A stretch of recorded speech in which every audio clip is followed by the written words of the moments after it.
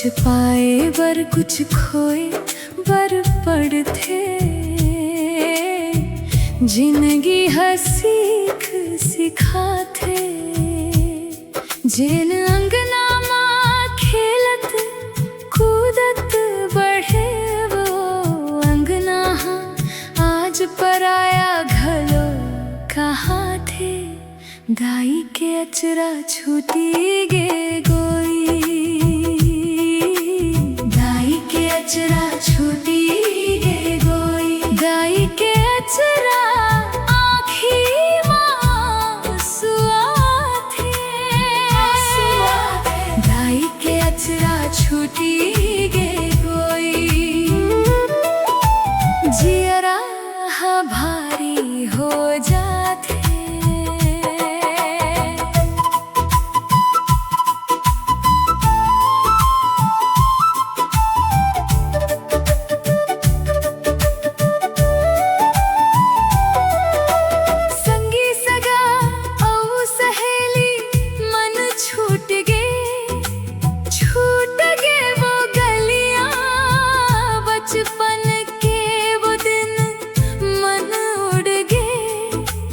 जैसे चंदा बदलिया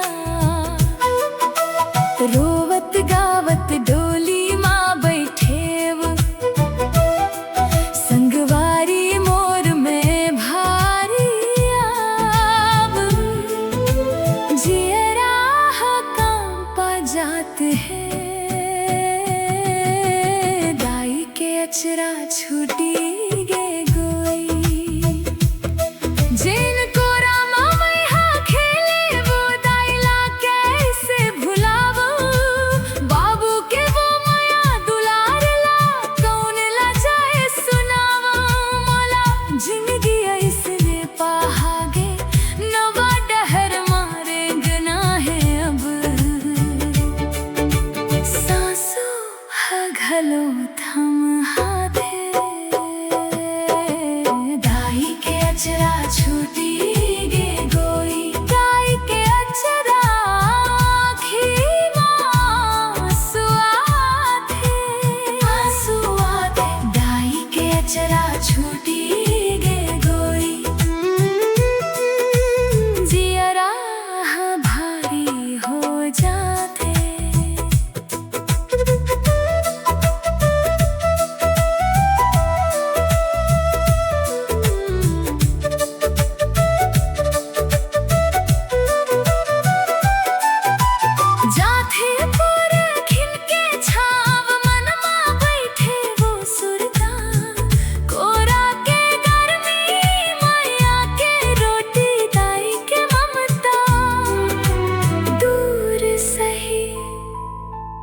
संग रहे हैं मोर भीतर के बात मन।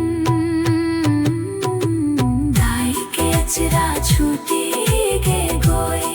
दाई के अचरा आँखी माँ सुआ थे। दाई के अचरा छूटी गे गोई। नवा डहर जाते। दाई के अचरा छूटी गे गोई। जियरा भारी हो जाते।